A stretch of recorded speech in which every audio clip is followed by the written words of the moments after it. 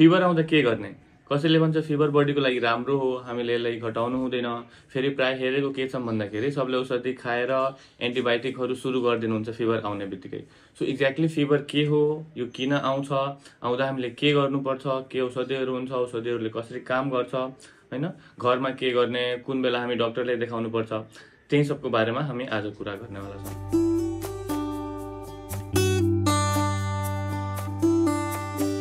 नमस्कार, म डाक्टर प्रद्युमन चौधरी। आज हामी फिभरको बारेमा कुरा गर्दैछौँ। फिभरको बारेमा कुरा गर्दाखेरि फिभर के हो? फिभर भनेको हाम्रो बडीको नेचुरल रिस्पोन्स हो।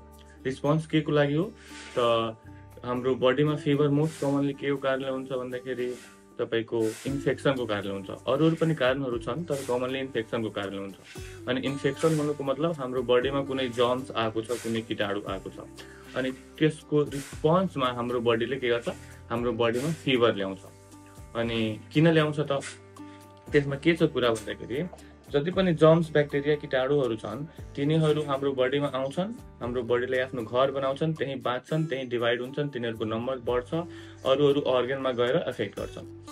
यो हाम्रो बडीको जुन नर्मल टेम्परेचर छ त्यो भनेको त्यो कीटाणुहरूको लागि राम्रो हो, अनि त्यही टेम्परेचरमा त्यो कीटाणुहरू सर्भाइभ गर्छ। ठिक छ, तर हाम्रो बडीले त त्यो चाहदैन कि हाम्रो बडीमा आएर कीटाणुहरूले घर बनाएर त्यहीँ बसोस्। सो हाम्रो बडीले के गर्छ, हाम्रो बडीको टेम्परेचरलाई बढाइदिन्छ। अब गर्मी भयो भने त्यो टेम्परेचरमा कीटाणुहरूलाई बाँच्न गाह्रो हुन्छ अनि कीटाणुहरू मरेर जान्छ। सो यसरी के हुन्छ कि हाम्रो बडीले हाम्रो बडीको टेम्परेचर बढाउँछ ताकि कीटाणुहरूको लागि यो राम्रो इन्भाइरोमेन्ट नहोस्, तिनीहरू यहाँ आएर अझै बस्ने काम नगरोस्। सो फिभर हाम्रो बडीको नेचुरल रिस्पोन्स हो इन्फेक्सनहरूको लागि। हाम्रो शरीरको टेम्परेचर कति भयो भने त्यसले हामी फिभर भन्ने। त्यसको लागि 100.4 डिग्री फ्यारेनहाइट, त्योभन्दा माथि गयो भने क्लिनिकली हामी त्यसलाई फिभर भन्छौँ। त्योभन्दा कम छ 99 भन्दा माथि, त्योभन्दा कम छ भने त्यसलाई हामी low grade fever, mild fever पनि भन्छौँ। तपाईँको 100.4 देखि 102.2 सम्म छ भने त्यसलाई हामी मोडरेट भन्छौँ। 102.2 देखि 105.8 सम्म छ भने त्यसलाई हामी हाई ग्रेड फिभर भन्छौँ। सो यसरी टेम्परेचर कति छ त्यसको अनुसारले हामी लो ग्रेड, मोडरेट, माइल्ड अनि तपाईको हाई ग्रेड फिभर भन्ने गर्छौँ।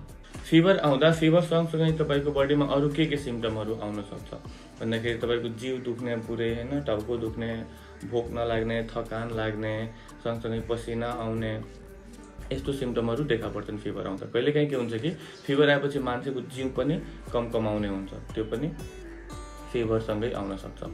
हामीलाई फिभर के कारणले गर्दा आउन सक्छ त्यसको बारेमा कुरा गर्दाखेरि सबभन्दा कमन इन्फेक्सन हुन्छ। भाइरल हुनसक्छ, ब्याक्टेरियल हुनसक्छ। सो जस्तै हामीलाई कमन कोल्ड भयो, सोर थ्रोट भयो, छातीमा इन्फेक्सन भयो, पिसाबको बाटोमा इन्फेक्सन भयो, पेटमा भयो, कुनै पनि बडीको ठाउँमा इन्फेक्सन छ भने त्यसले गर्दा फिभर आउँछ।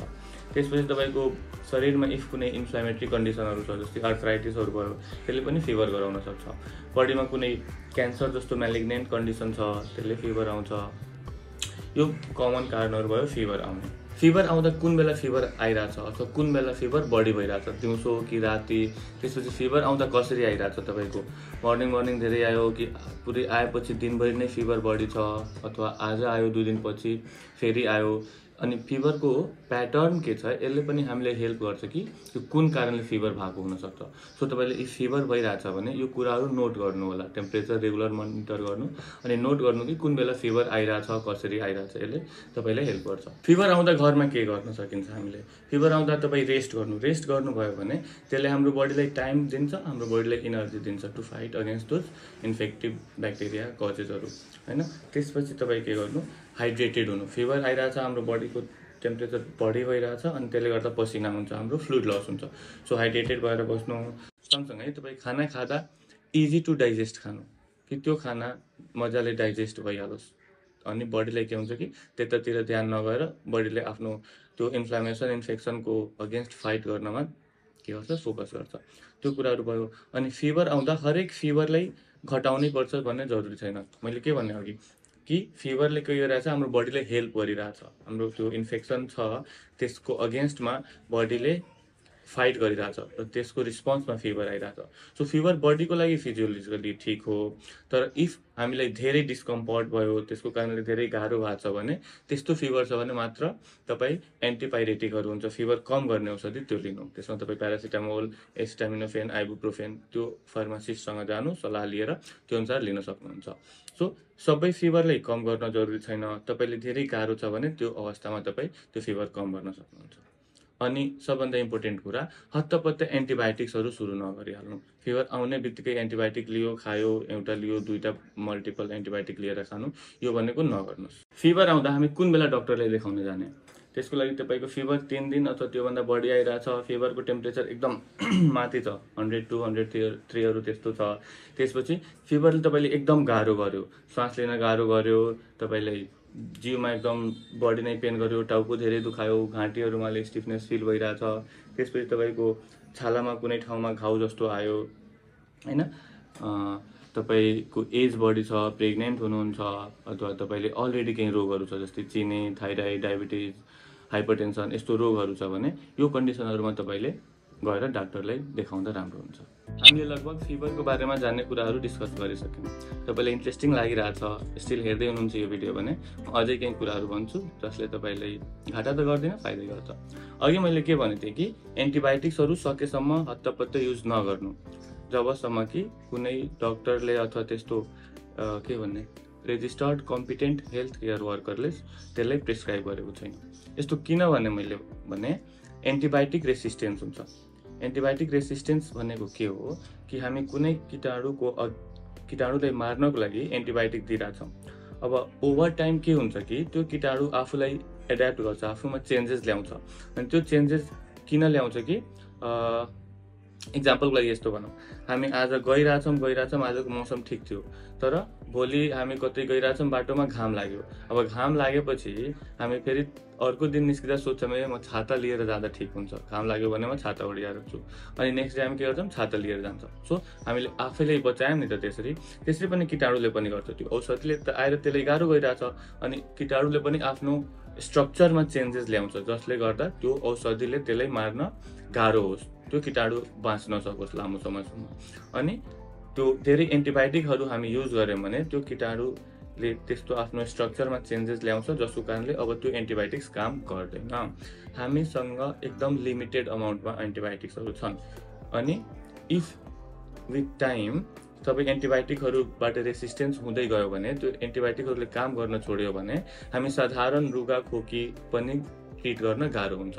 कति मान्छेहरू हामी हस्पिटलमा हेर्छौँ कि आउनुहुन्छ, उहाँहरूको कल्चर गर्दा कमन एन्टिबायोटिकहरू सबै रेसिस्टेन्स छ, अब एकैचोटि हायर एन्टिबायोटिकमा जानु पर्यो। यस्तै हामीले ओभर टाइम लङ टाइमसम्म गऱ्यौँ भने एउटा यस्तो टाइम आउँछ कि जति पनि एन्टिबायोटिकहरू छन्, नर्मल एन्टिबायोटिकहरू त्यो सकेर जान्छ, हामी आउट अफ अप्सन हुन्छ, त्यो बेला एकदम गाह्रो हुन्छ।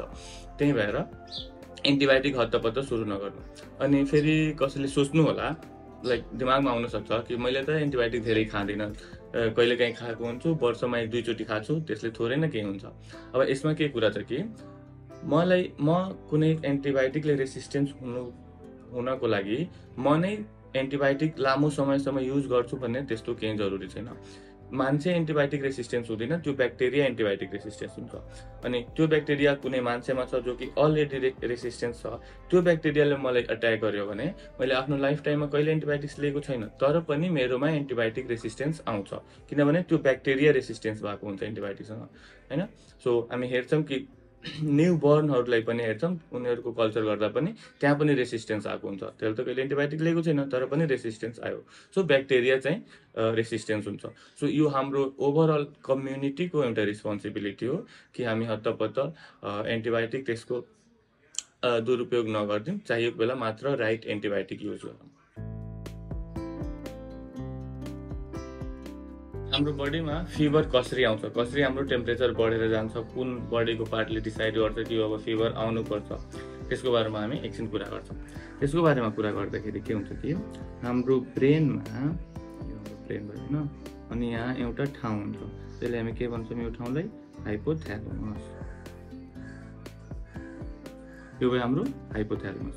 अब हाइपोथ्यालेमसमा के हुन्छ कि ल यसलाई यहाँ छोड्यौँ हाम्रो ब्रेन छ ब्रेनमा हाइपोथ्यालेमस छ हाइपोथ्यालेमसले के गर्छ कि हाम्रो बडीको टेम्परेचर कति हुनुपर्छ यो कुरा त्यसले डिसाइड गर्छ र त्यही बडीको टेम्परेचर बनिरहोस् भन्नको लागि त्यसले हाम्रो बडीले त्यस्तै इन्स्ट्रक्सन गर्छ हाम्रो बडीले त्यसरी नै एक्ट गरेर हाम्रो बडीको टेम्परेचर त्यति राख्छ त्यो हाइपोथ्यालेमसले टाइममा त्यसलाई मोनिटर पनि गर्ने गर्छ र रेगुलेट गर्छ कि हाम्रो बडीको टेम्परेचर यति हुनुपर्छ र यति नै छ भन्ने कुरा एन्स्योर गर्छ अब अहिले इन्फेक्सन भयो फर इक्जाम्पल हामी कुरा गरिरहेछौँ भने इन्फेक्सन भयो भने के हुन्छ यहाँ इन्फेक्सन भएको छ यहाँ ब्याक्टेरियाहरू यहाँ छ हाम्रो सेलको हाम्रो रगतबाट जुन लड्ने सेलहरू हुन्छ डब्लुबिसीहरू तिनीहरू आछ अनि यो के भइरहेछ यहाँ वार गरिरहेछ ब्याक्टेरियामा हाम्रो ब्लडको इम्युन सिस्टममा अनि यहाँ हुँदा के हुन्छ कि यहाँबाट केही केमिकलहरू प्रड्युस गर्छ त्यसले हामी के भन्छ मेडिकल भाषामा त्यसले हामी साइटोकाइन्स भन्छौँ नचस्ने भिडियो अनि साइटोकाइन्स भन्छौँ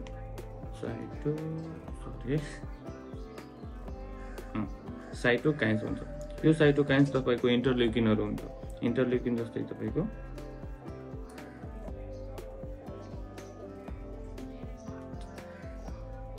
इन्टरल्युकिन 1 हुन्छ 6 हुन्छ त्यसपछि TNF अल्फा यो जोस केमिकलहरू हुन् यिनीहरू अनि यो केमिकलहरूले अब के गर्छ इन्फेक्सन भयो इन्फ्लामेसन भयो त्यहाँबाट यो केमिकलहरू प्रोड्युस भयो साइटोकाइन्सहरू अब यो साइटोकाइन्सहरू कहाँ जान्छ त हाम्रो हाइपोथ्यालेमसमा जान्छ अनि त्यहाँ गएपछि के गर्छ हाइपोथ्यालेमसमा हाम्रो एउटा एन्जाइम हुन्छ त्यसले हामी के भन्छौँ COX-2 भन्छौँ अनि यो केमिकलहरू हाइपोथ्यालेमसमा गएर त्यहाँको COX एन्जाइमलाई एक्टिभेट गर्छ अब COX एन्जाइमलाई एक्टिभेट गर्यो भने हाम्रो COX एन्जाइमले के बनाउँछ प्रोस्टाग्ल्यान्डिन बनाउँछ त्यो प्रोस्टाग्ल्यान्डिन भनेको PGE2 टाइपको हो अब हाम्रो बडीमा के भयो प्रोस्टाग्ल्यान्डिन E2 बडीमा भन्दा नि हाम्रो हाइपोथ्यालेमसमा बन्यो अब यो प्रोस्टाग्ल्यान्डिनले के गर्छ कि हाम्रो हाइपोथ्यालेमसमा जुन टेम्परेचर सेट पोइन्ट थियो त्यसले के गर्छ बढाइदिन्छ हाम्रो हाइपोथ्यालेमसले भनेको थियो पहिला यति टेम्परेचर ठिक छ बडीको यति नै टेम्परेचर हुनुपर्छ तर त्यहाँ प्रोस्टाग्ल्यान्डिनले गएर अब यसलाई बढाइदियो अब हाम्रो हाइपोथ्यालेमसले भनिरहेछ कि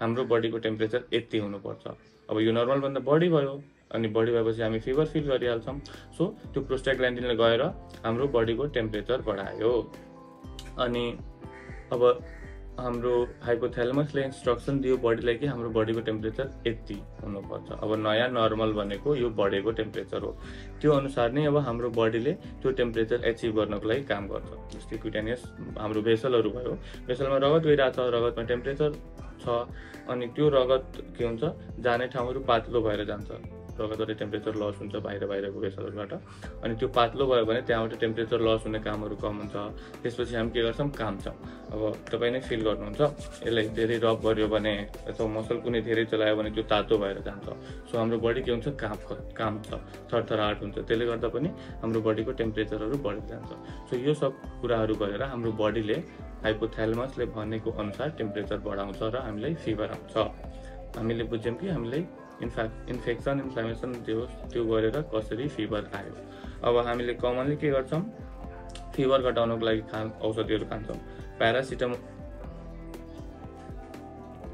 प्यारासिटामोल भयो होइन तपाईँको कमनली युज हुने एसिटामिनोफेन भयो त्यसपछि आइबुप्रोफेन जुन फ्लेक्सन खान्छौँ त्यसमा आइबुप्रोफेन हुन्छ प्यारासिटामोल हुन्छ अनि यो सब कुराहरूले कसरी त्यो टेम्परेचरलाई कम गर्छ हाम्रो फिभरलाई यो कुराहरूले प्यारासिटामोल अथवा यो औषधिहरू जुन फिभर कम गर्ने औषधिहरू छ त्यसले के गरिरहेछ भन्दाखेरि यसले गएर जुन हाम्रो COX-2 एन्जाइम थियो यो एन्जाइमलाई इनहिबिट गरिदिन्छ यो एन्जाइमलाई काम गर्न दिँदैन अब हाम्रो बडीमा साइटोकाइन भए पनि अब यो एन्जाइमलाई गएर एक्टिभेट गर्न सकिरहेको छैन सो COX-2 एन्जाइमले काम गरेन भने प्रोस्टाग्ल्यान्डिन 2 बन्दैन अनि प्रोस्टाग्ल्यान्डिन 2 ले त भनिरहेको थियो नि हाइपोथ्यालेमसलाई कि टेम्परेचर बढाऊ भनेर सो अब यो बढाउने पनि छैन अनि हाइपोथ्यालेमसले अब प्रोस्टाग्ल्यान्डिन 2 को स्टिमुलेसन पाएन अनि फेरि टेम्परेचर कम गर्छ नर्मल जति थियो त्यसमा जान्छ प्रोस्टाग्ल्यान्डिन 2 को इफेक्टले त बढेको थियो त्यो कम भएर अब टेम्परेचरको सेट पोइन्ट पनि कम हुन्छ हाम्रो बडीले बिस्तारै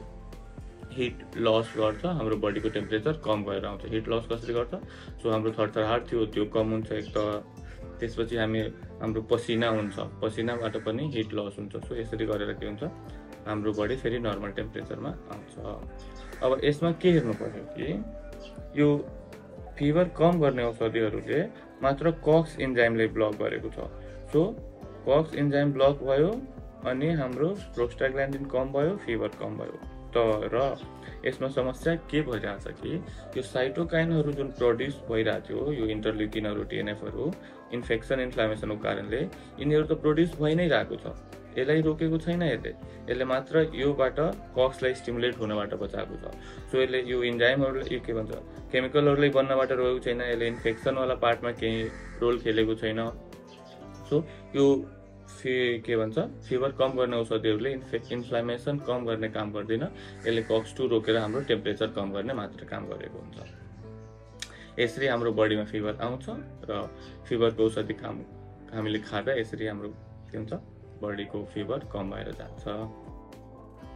आजको भिडियोमा हामीले फिभरको बारेमा कुरा गऱ्यौँ, लगभग त्यसको सबै एस्पेक्टहरू कभर गऱ्यौँ अनि हामीले डिस्कस पनि गऱ्यौँ कि हाम्रो बडीमा फिजियोलोजिकली के हुन्छ, त्यो गर्नुको अर्थ अथवा एन्टिबायोटिक रेसिस्टेन्सहरू के हुन्छ, त्यसले के असर पार्न सक्छ।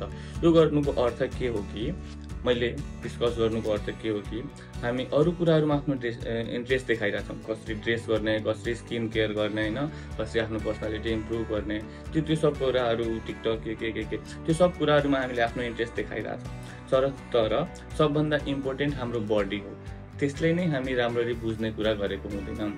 त्यही भएर मैले यो भिडियोहरू खासमा बनाउँछु र त्यसमा अलि डिटेलमा कुरा गर्न खोज्छु कि तपाईहरू आफ्नो बडीमा हाम्रो बडीले कसरी काम गरिरहेछ होइन, त्यसमा के खराब भइरहेछ, कसरी बडीले आफूले ठिक गर्छ। ओभरअल तपाईँ आफ्नो बडीको बारेमा अलि बढी जान्नुहोस्। अलि बढी जान्नुभयो भने यसलाई कसरी हेल्दी राख्ने, कसरी केयर गर्ने इन्ट्रेस्ट पनि जागेर आउँछ। त्यही पर्पजले नै मैले अलि एक्सप्लेनेसनहरू बढी गरिदिएको हुन्छु। होपफुली तपाईँलाई ठिक लाग्छ अनि ठिकै छ। केही क्वेसनहरू छ भने गर्नुहोला, अगाडि कुनै रोगको बारेमा जान्नु छ भने कमेन्टहरू मेन्सन गर्नुहोला। धन्यवाद।